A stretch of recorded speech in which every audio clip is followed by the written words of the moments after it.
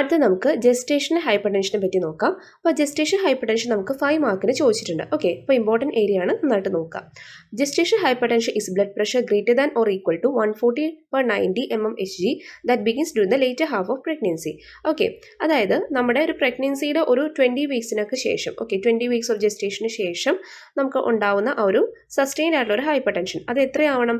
140/90 mmHgക്ക് കൂടുതലാവാം. Okay, അങ്ങനെയാണെങ്കിലാണ് തന്നെ gestation hypertension എന്ന് പറയുന്നത്. ഓക്കെ, ഇനി എൻ്റെ ക്ലാസിഫിക്കേഷൻ നോക്കാം. അതായത് classification hypertension in pregnancy. Okay, അപ്പോൾ കുറേ ടൈപ്സ് നമുക്ക് അതിന് പറയുന്നുണ്ട്. ഓക്കെ, അതിൽ ഫസ്റ്റ് എന്ന് പറയുന്നത് വെച്ചാൽ ഹൈപ്പർടെൻഷൻ, അതായത് നമ്മൾ ഈ പറഞ്ഞ രീതിയിലുള്ള sustain B P above 140/90 mmHg. Okay, അത് നമ്മൾ ഫസ്റ്റ് പറഞ്ഞത് യൂഷ്വലായിട്ട് വരുന്നതാണിത്. പിന്നെ അടുത്ത് പറയാച്ചാൽ ക്രോണിക് ഹൈപ്പർടെൻഷൻ ആണ്. ഓക്കെ, ക്രോണിക് ഹൈപ്പർടെൻഷൻ എന്ന് പറയുമ്പോൾ എന്താണ്?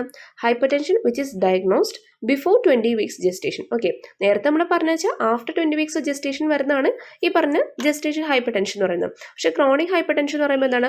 Which is diagnosed before 20 weeks, അതായത് ഓൾറെഡി അവർക്ക് എന്താ പറയുക ഹൈപ്പർടെൻസീവ് ഡിസോർഡർ ഉള്ള ഒരാളെന്ന് വെച്ചാൽ നേരത്തെ മറ്റേ ബി പി അതിനുള്ള മെഡിസിൻസ് ഒക്കെ കഴിച്ചുകൊണ്ടിരിക്കുന്ന ആളാണ്. ഓക്കെ, അതാണ് ക്രോണിക് ഹൈപ്പർടെൻഷൻ എന്ന് പറയുന്നത്. ഓക്കെ, ഇനി അടുത്ത് പറയാച്ചാൽ pregnancy induced hypertension.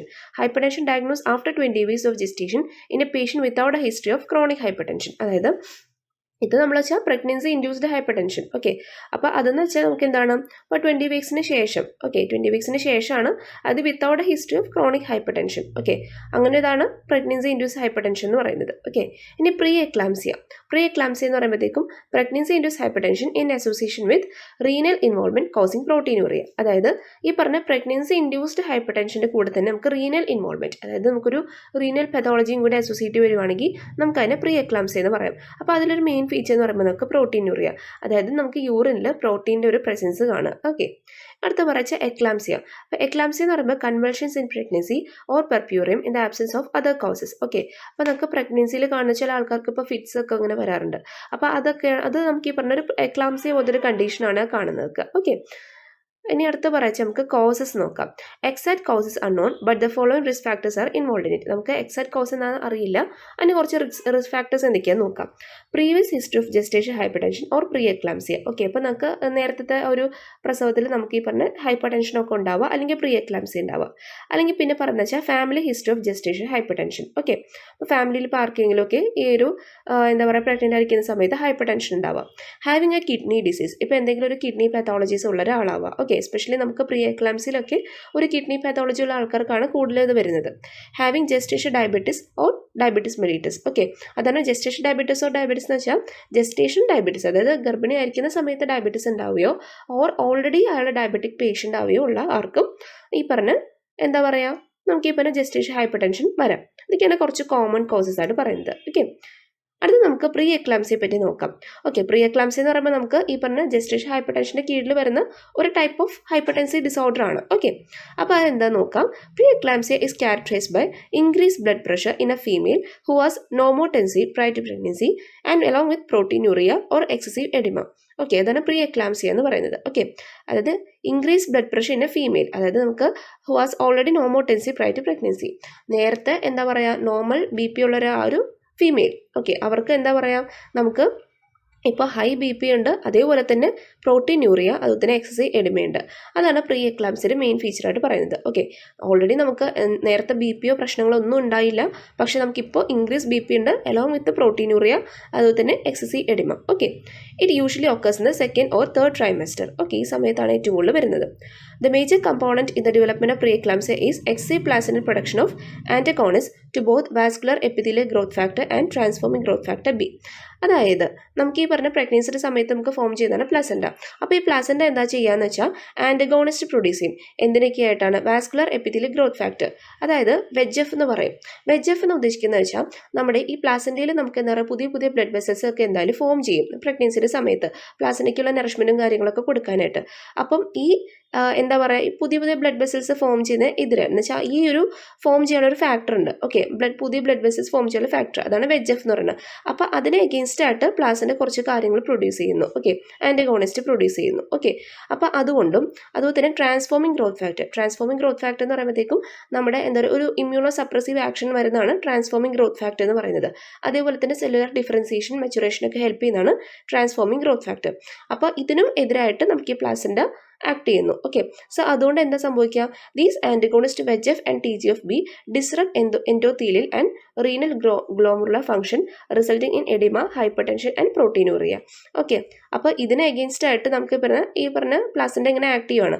അപ്പോൾ എന്താ സംഭവിക്കുക, VEGF എന്ന് പറയുമ്പോഴത്തേക്ക് നമുക്ക് ഈ പറഞ്ഞ എപ്പിത്തീലിയം നമ്മുടെ എന്താ പറയുക പ്രോപ്പർ ബ്ലഡ് വെസലിൻ്റെ ഫോർമേഷനൊക്കെ ഹെൽപ്പ് ചെയ്യുന്നതാണ്. അപ്പോൾ നിങ്ങൾക്ക് ബ്ലഡ് വെസലിൻ്റെ ഫോർമേഷൻ പ്രോപ്പറായിട്ട് ഉണ്ടാവില്ല. അങ്ങനെ എന്താ സംഭവിക്കാം, നമ്മുടെ എൻഡോത്തീലിയൽ ഫംഗ്ഷനൊക്കെ ഡിസ്റപ്റ്റ് ചെയ്യുന്നു. ഓക്കെ, അതേപോലെ തന്നെ റീനൽ ഗ്ലോമറോളാർ ഫംഗ്ഷനെയും അത് ഡിസ്റപ്റ്റ് ചെയ്യുന്നു. അങ്ങനെ എന്താ സംഭവിക്കുക, എഡിമ, ഹൈപ്പർ ടെൻഷൻ ആൻഡ് പ്രോട്ടീനൂറിയൊക്കെ ഉണ്ടാവുന്നതാണ് പറയുന്നത്. ഓക്കെ, അപ്പോൾ ജസ്റ്റ് നിങ്ങൾ ആ ഒരു കൺസെപ്റ്റ് ഇത് മനസ്സിലാക്കി വെക്കുക. ഓക്കെ, അതാണ് പ്രീ എക്ലാംസിൽ മെയിനായിട്ട് നടക്കുന്നത്. ഓക്കെ, ഇനി effects on mother as well as foetus, അതായത് ഇപ്പം എന്താ പറയുക ജനറലായിട്ട് നമുക്കൊരു ഹൈപ്പർ ടെൻഷൻ്റെ effect on mother as well as foetus ആണ് പറയുന്നത്, എഫക്ട്സ് അല്ലെങ്കിൽ കോംപ്ലിക്കേഷൻസ്. അപ്പോൾ ആ കോംപ്ലിക്കേഷൻസ് ഒക്കെ 3 മാർക്കിന് ചോദിച്ചിട്ടുണ്ട്. അപ്പോൾ അത് നോക്കാം. അപ്പോൾ ഓൺ മദറിൽ എങ്ങനെയൊക്കെ അത് എഫക്ട് ചെയ്യാന്ന് വെച്ചാൽ കിഡ്നി ഡാമേജ് ഉണ്ടാവാം, cardiomyopathy, eclampsia, liver failure, stroke, ഇതൊക്കെയാണ് മദറിൽ വരുന്നത്.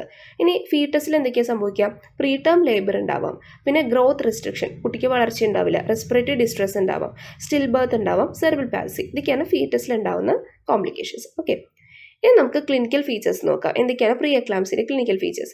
ഹെഡേക്ക് ഉണ്ടാവാം, blurring of vision, dyspnoea, riser abdominal pain, decrease urine production, ഇതൊക്കെയാണ് കോമൺ ആയിട്ടുള്ള ചില ഫീച്ചേഴ്സ്. ഇനി എന്തൊക്കെ ഇൻവെസ്റ്റിഗേഷൻസ് ചെയ്യാൻ നോക്കാം. In case of suspected pre eclampsia the following must be checked. അതായത് സസ്പെക്റ്റഡ് പ്രീ എക്ലാംസിയ എന്ന് പറയുമ്പോഴത്തേക്കും എന്താ പറയുക, ഇപ്പോൾ നമുക്ക് ഒത്തിരി ഭയങ്കര ഹൈപ്പർ ടെൻഷൻ ഉണ്ട്, അതേപോലെ തന്നെ പ്രോട്ടീനൂറിയൊക്കെ അങ്ങനെ ചെറുതായിട്ട് ഇങ്ങനെ ഒരു പ്രോട്ടീൻ യൂറിൻ്റെ പ്രസൻസിൽ ഇങ്ങനെ കണ്ടു എന്ന് വെച്ചാൽ നമുക്ക് എന്താ പറയുക ഈ പറഞ്ഞ കാര്യങ്ങളൊക്കെ ചെക്ക് ചെയ്യാം. Kidney as well as liver function test ഒക്കെ നമ്മൾ ചെക്ക് ചെയ്ത് നോക്കുക. പിന്നെ യൂറിൻ എക്സാമിനേഷൻ ജസ്റ്റ് ഒന്നുകൂടി കൺഫേം ചെയ്യാൻ വേണ്ടിയിട്ട് നമുക്കൊന്ന് യൂറിൻ എക്സാമിനേഷൻ ഒക്കെ ചെയ്യാം.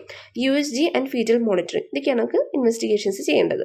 ഓക്കെ, ഇനി അടുത്ത് പറയാച്ചാൽ മാനേജ്മെൻറ്റ്. അപ്പോൾ നമുക്ക് ജനറൽ ആയിട്ടുള്ള മാനേജ്മെൻ്റ് ആണ്, അതായത് ഒരു ഹൈപ്പർ ടെൻസീവ് ഡിസോർഡറിൽ എന്തൊക്കെ നമുക്ക് ചെയ്യാമെന്നാണ് പറയുന്നത്.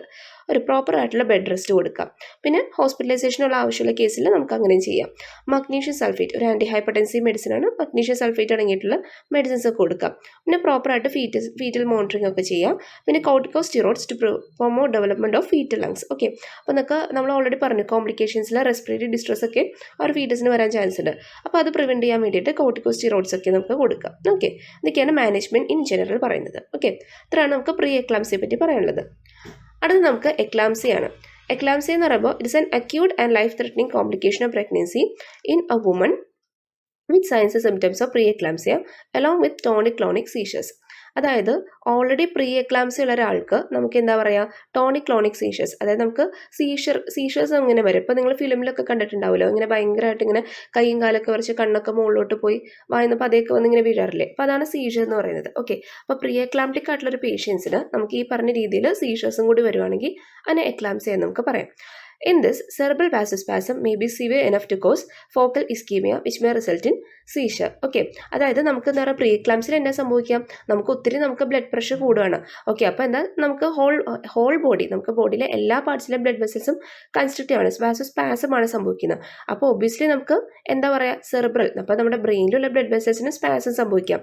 അങ്ങനെ എന്താ ഉണ്ടാവുക, നമുക്ക് ബ്രെയിനിലേക്കുള്ള പ്രോപ്പർ നമുക്ക് ബ്ലഡ് സപ്ലൈ ഒന്നും ഉണ്ടാവില്ല, അപ്പോൾ ഇസ്കീമിയ ഉണ്ടാവാം. അപ്പോൾ ഏത് ഏരിയ, അപ്പോൾ നമുക്ക് പല ഏരിയാസ് ഉണ്ടല്ലോ, അപ്പം നമുക്ക് പ്രത്യേകിച്ച് ചില ഏരിയാസിലേക്ക് നമുക്ക് ബ്ലഡ് സപ്ലൈ ഒക്കെ കുറയാം. അപ്പം അങ്ങനെ ഇസ്കീമ സംഭവിക്കാം. അപ്പോൾ ആ ഇസ്കീമയുടെ ഫലമായിട്ട് നമുക്ക് സീഷേഴ്സ് വരാനും ചാൻസ് ഉണ്ട്. ഓക്കെ, അതാണ് ഈ ഒരു എക്ലാംസിൽ നടക്കുന്നത്. പിന്നെ അതിൽ 4 സ്റ്റേജസ് ആയിട്ടാണ് പറയുന്നത്. പ്രീമോട്ടറി സ്റ്റേജ് ഉണ്ട്, ടോണിക് സ്റ്റേജ് ഉണ്ട്, clonic and stage of comma.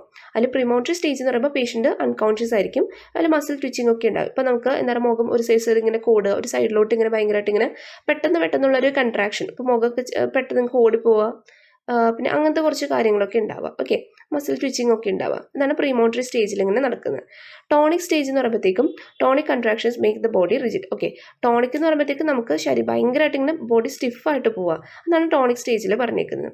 ഈ ക്ലോണിക് എന്ന് പറയുമ്പോഴത്തേക്കാണ് alternate muscular contraction and relaxation, അതായത് ഇടയ്ക്കിടയ്ക്ക് മസിൽ ഇങ്ങനെ എന്താ പറയുക ഭയങ്കര ബോഡി ഇങ്ങനെ സ്റ്റിഫായിട്ട് പോകും, ഇടയ്ക്ക് ഇങ്ങനെ റിലാക്സ് ചെയ്യും, അത് ഓൾട്ടർനേറ്റ് ആയിട്ടാണ് ഇങ്ങനെ വന്നുകൊണ്ടിരിക്കുക. ഇതാണ് ക്ലോണിക് സ്റ്റേജ്. ഇനി stage of coma, patient regains some consciousness but becomes agitated without any recollection of seizure. അതായത് പേഷ്യൻ്റ് നമുക്ക് ഇവിടെ എന്താ പറയുക ചെറുതായിട്ട് നമുക്ക് ഇങ്ങനെ ബോധമൊക്കെ വരും, പിന്നെ അതേപോലെ തന്നെ അവർക്ക് എന്താ പറയുക ഒരു ഭയങ്കര ഒരു എജിറ്റേഷൻ, അല്ലെങ്കിൽ നമുക്കൊരു ഭയങ്കര ഒരു ബുദ്ധിമുട്ടൊക്കെ പോലെ അവരിങ്ങനെ കാണിക്കാം. Okay, without any recollection of seizure, അവർക്ക് സീഷർ നടന്ന കാര്യം അവർക്ക് ഓർമ്മയുണ്ടാവില്ല. അതാണ് സ്റ്റേജ് ഓഫ് കോമ എന്ന് പറയുന്നത്.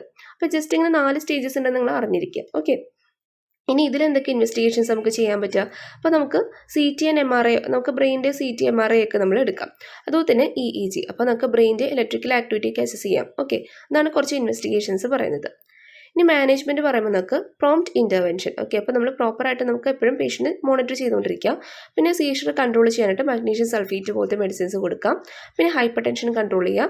പിന്നെ തന്നെ ഡയൂററ്റിക്സ് ഒക്കെ യൂസ് ചെയ്യുക. ഇപ്പോൾ ബ്ലഡ് പ്രഷർ കുറയ്ക്കാനായിട്ട് നമുക്ക് ഡയൂററ്റിക്സും കാര്യങ്ങളൊക്കെ യൂസ് ചെയ്യുക. ഇത്രയാണ് മാനേജ്മെൻറ്റ് പറയുന്നത്. ഓക്കെ, അപ്പോൾ ഇത്രയാണ് നമുക്ക് ജസ്റ്റേഷ്യൽ ഹൈപ്പർ ടെൻഷൻ.